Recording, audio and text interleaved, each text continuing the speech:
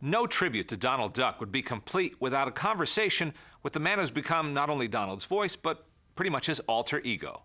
Tony Anselmo, welcome and thanks for being here. It's very good to be here, Walt. I've never been addressed by Donald Duck before. How about that? How did you come to study animation in the first place, and what led you to working with Jack Hanna? Well, I always loved to draw. And I would write the animators, Frank Thomas and Ollie Johnson and Jack, about what it took to be a Disney animator. And they would write back very generously with advice. So while I was in high school, I would take night classes in figure drawing and acting. And when I was 16, I had my portfolio together, and I came down and met with Ollie and Jack Hanna. And they looked at it and said, well, we'll send you to Cal Arts, which is where I went. Jack, who was the director of the Donald Duck unit under Walt, who also was an animator of Donald and a story guy before that, directed the animation program at California Institute of the Arts. Specifically the character animation program, Correct. right? Disney character animation. And so I went there for 3 years. There was a whole generation, it seems, of animation lovers, animation buffs, who wound up attending California Institute of the Arts. And around that time, I think a new breed of animator was hatched, if you will, at that school. Am I right? Yeah, and it was a very small group of us. At that time, I remembered telling people I wanted to be an animator, and they didn't know what that was. Now everybody wants to be an animator. Since The Little Mermaid, I think there's been a popularity of what animation is, and everybody wants to be a part of it. But before that, it was a very sort of a cultish thing, where there were very few of us that knew what Disney animation was and who those people were, the 9 Old Men and California Institute of the Arts. So it was a very small group of us. There was 14 in my initial class. And when I started at the studio, there were only 64 people in the animation department. So it really was a small family. And there was a camaraderie. We were all on the same page, as the goal was to do the finest personality, character animation, and carry on that legacy. We weren't there for any other motive than to be a part of the magic. And as corny as it sounds, it was a very real thing. It was Camelot. As far as animation goes, when you tell these stories, I don't think people believe it, but it was really, it was an amazing place. So you were hired by the Walt Disney Studio. Right. At what level? Well, they actually sent me to Cal Arts. They said, go there for 3 years. And then I was hired as an in-betweener, although I was put into a training thing that they don't really do anymore, where we were with Eric Larson and one of the 9 Old Men. One of the 9 Old Men, Ken O'Connor, Tee, a lot of the Disney legends. We were in training before we were ever put on production once we got to the studio. This was after Cal Arts. So for 8 months, I was up in a room with other artists animating with Eric Larson. He would give us tests to do, and we would bring him, we would work very hard to try and figure it out, and we would bring it into him, and he'd go, oh, just do this, Tell me a little about Jack Hanna. I had a wonderful correspondence with him and many phone calls, but I was living on the other coast at the time, so I never got to meet him. He was identified with Donald Duck for so many years at the studio. People who watch this disc will see his name as the director of many, many of those cartoons. And started much earlier than that, because he started as an animator in the early 30s and a storyman, and then became a director in the 40s of the Donald Duck unit. He was a character, but he was like a father figure to me, because he really took care of me. He not only in just showing me the tricks of the trade and about Donald and animation, Disney animation, I owed just about everything to him to getting into the studio. He was a kind of a rough and tumble kind of guy, and he had these catchphrases and things that he kind of talked like this, and they called it the duck. It wasn't Donald Duck. It was, well, you got the duck there, and he comes around the corner, and he got a cocky little walk, and he had a stop. He would work with a metronome and a stopwatch so that they could synchronize with the music better. Everything had kind of a beat, whether it was Donald walking or his mannerisms would sync up with the music. So he always had a stopwatch, and he'd say, well, the duck will come down the stairs, hop, pop, pop, you got a puff of dust, 5 seconds.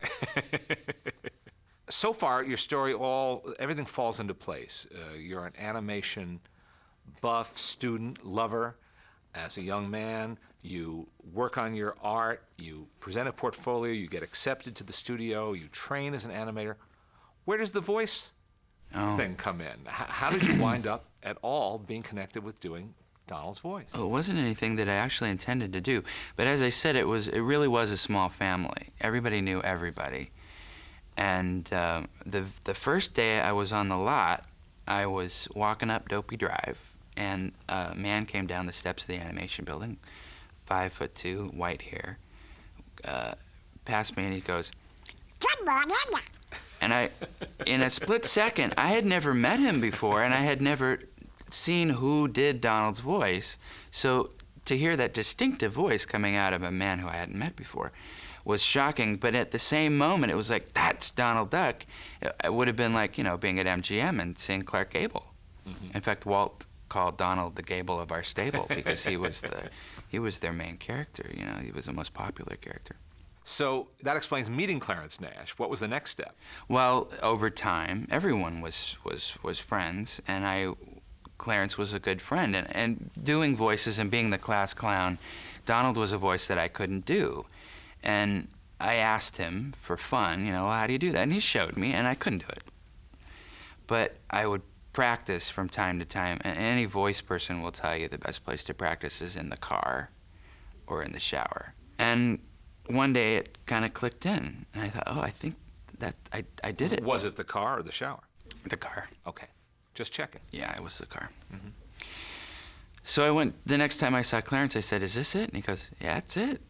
But it was just the sound, and there's much more to it, how to enunciate as much as possible. Mm-hmm.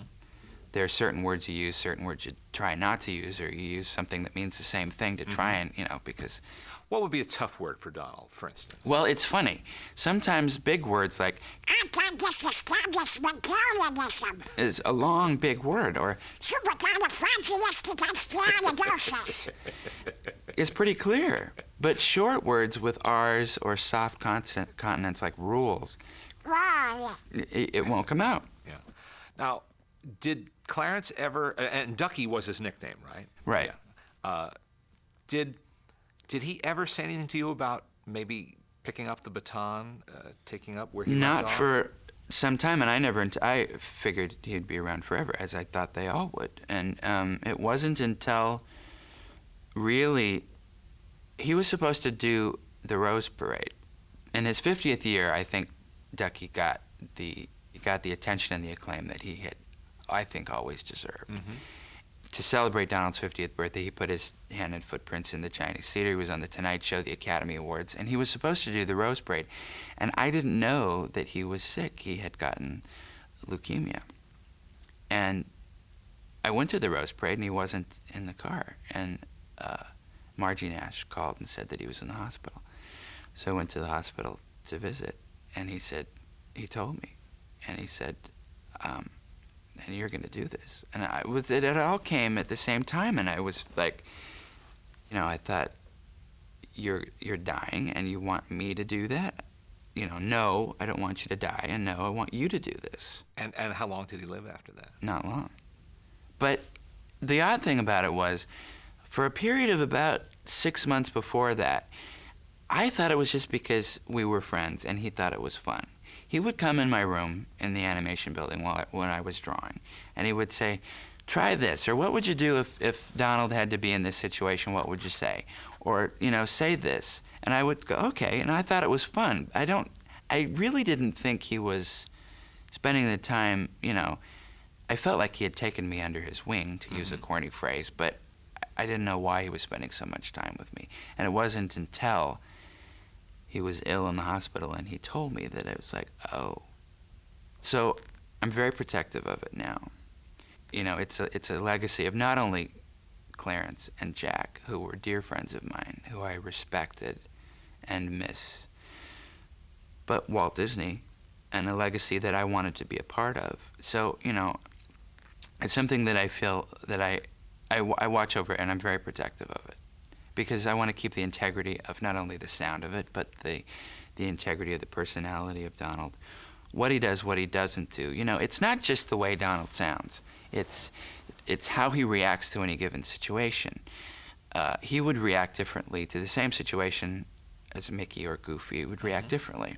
Like or you or I, if a girl walks up the street, somebody else might say, you know, hey babe, something like that. Donald will go, Kinda guts. you know, in a million different situations, he's going to react to it the way Donald would react. So it's 90% that and 10% the voice. What's the best part about being Donald Duck? Well, see, for me, I'm such a the legacy is in my heart and soul that I feel that it's an honor to be the guy who gets to be the keeper of the keys or the carrier, the what have you, of this legacy. That I love that so much. That's so important to me. That's the best part for me. You know, it's fun. It can actually be a lot of work, you know, when you have to do long sessions, especially if there's a lot of tantrums and a lot of the stuff they do, you know, if it's chasing and if he's mad and if, you know, you can, and that's one thing that I asked Jack, because I never got a chance to ask Clarence this, but sometimes I feel like I'm going to pass out. It's a lot of work, you know, you have to get this. And if you do that long enough and for hours, you get exhausted and all heated up. And I said, Jack, was it hard for Ducky, or you know, maybe for him it was easy. Maybe I have to. Oh no, I remember a couple times he fell over in a dead faint. So it's you know. Tony, what would Donald think about being the star of his own DVD? Oh well, he'd say. Oh boy, oh boy, oh boy, it's about time. Thanks so much for being with us today, Tony. Thank you very much, Great to Leonard. have you Thanks. today.